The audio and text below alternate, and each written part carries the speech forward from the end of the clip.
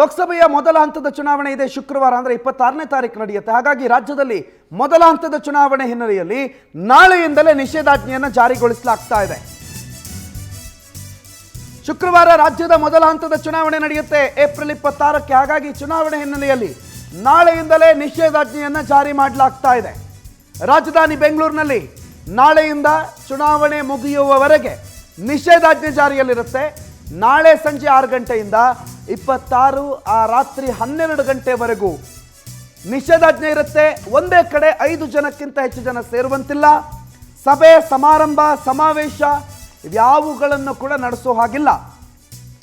ಮತಗಟ್ಟೆಯ 100 metre ಅಂತರದಲ್ಲಿ xerox shop ಇರೋ ಹಾಗಿಲ್ಲ. ಸೈಬರು, ಬುಕ್ ಸ್ಟಾಲು ಇದೆಲ್ಲದರ ವ್ಯಾಪಾರಗಳಿಗೆ ನಿರ್ಬಂಧವನ್ನು ಹೇರಲಾಗುತ್ತೆ.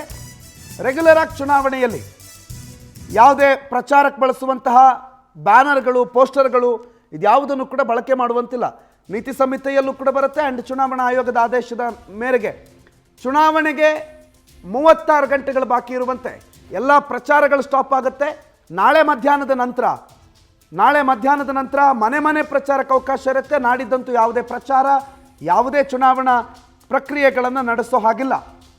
ನಿಷೇಧಾಜ್ಞೆ ನಾಳೆ ಸಂಜೆಯಿಂದ 26ನೇ ತಾರೀಕಿನ ಮಧ್ಯರಾತ್ರಿ 12 ಗಂಟೆವರೆಗೂ ಇರುತ್ತೆ.